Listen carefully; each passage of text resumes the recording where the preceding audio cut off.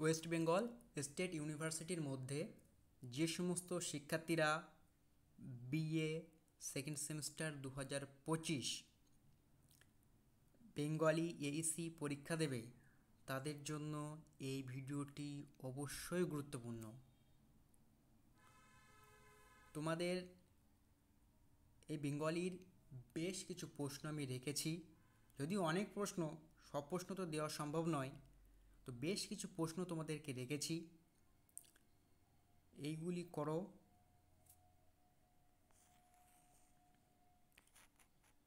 প্রথম প্রশ্ন, proof reading কী? উত্তর হলো লেখা যাচাই ও সংশোধন করা। দ্বিতীয় প্রশ্ন, প্রুফ রিডিংয়ের প্রধান উদ্দেশ্য কী? উত্তর হলো লেখার বানান ও ব্যাকরণ ঠিক করা। তৃতীয় প্রশ্ন, প্রুফ রিডিং কোন পর্যায়ে ব্যবহার করা হয়? দেখা শেষ হওয়ার পর। প্রুফ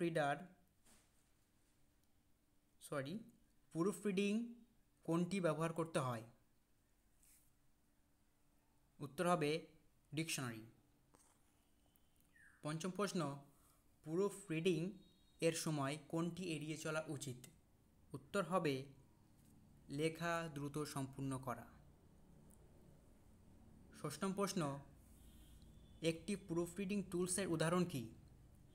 উত্তর হবে গুগল ডক্স। সপ্তম প্রশ্ন, কোন ধরনের প্রুফ রিডিংয়ের সময় লেখা উচ্চস্বরে পড়া উচিত? চূড়ান্ত প্রুফ রিডিং। অষ্টম প্রশ্ন, প্রুফ রিডিংয়ের মাধ্যমে কী উন্নত করা হয়? উত্তর হবে পাঠযোগ্যতা। নবম প্রশ্ন, প্রুফ রিডিংয়ের জন্য কোনটি গুরুত্বপূর্ণ নয়? উত্তর হবে সংযোজন করা। দশম প্রশ্ন, প্রুফ রিডিংয়ের সময় লেখার কোন অংশটি প্রায় উপেক্ষা করা হয়? উত্তর হবে শিরোনাম।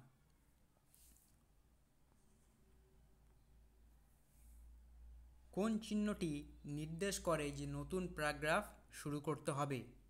উত্তর হলো NP। পরের প্রশ্ন, ডিলিট চিহ্নের মানে কি? উত্তর হলো মুছে ফেলুন। পরের প্রশ্ন, কোন চিহ্নটি একটি শব্দের বড় হাতের অক্ষর পরিবর্তন হতে নির্দেশ দেয়?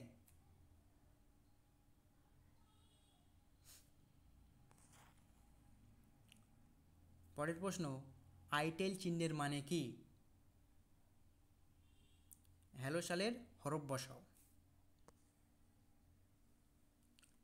এসি চিহ্নের মানে কি? ছোট হাতের অক্ষর। টিয়ার চিহ্নটি নির্দেশ করে কি? উত্তর হবে একটি শব্দর স্থান পরিবর্তন।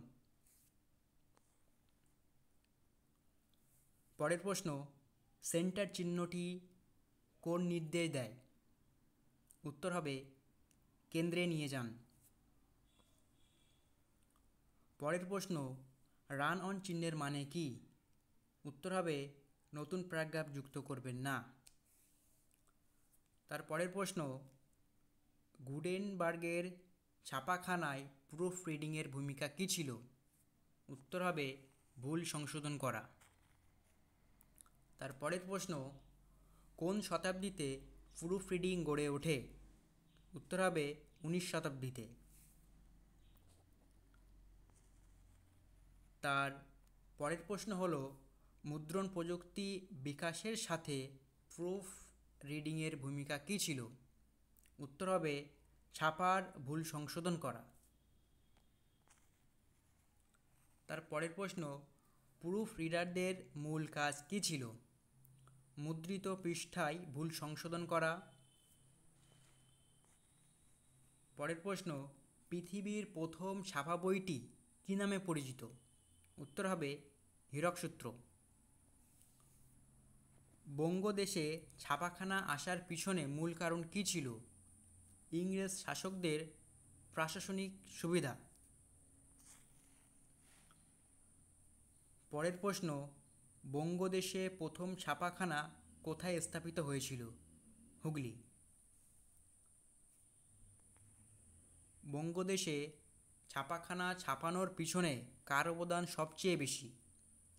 ন্যাথনিয়েল, ব্রাসি, হ্যালহেড।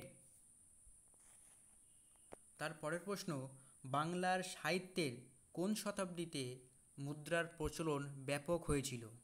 উত্তর হবে 19 শতাব্দীতে। তার পরের প্রশ্ন, বঙ্গদেশের মুদ্রণ শিল্পের সূচনা হয়েছিল কবে? 1778 খ্রিস্টাব্দে। পরের প্রশ্ন, বাংলা ভাষার প্রতি হেস্টিংয়ের আগ্রহের মূল কারণ কী ছিল? উত্তর হবে বাংলা ভাষাকে শাসক ও সাহিত্যের মাধ্যমে যোগাযোগের মাধ্যমে হিসেবে ব্যবহার করা।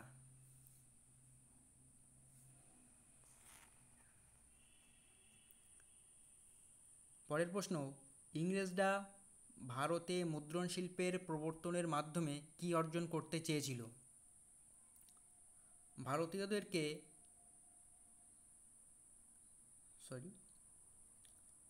ভারতীয়দের বিরুদ্ধে শাসন ব্যবস্থার প্রতি আনুগত্যের স্বীকার করতে বাধ্য করা।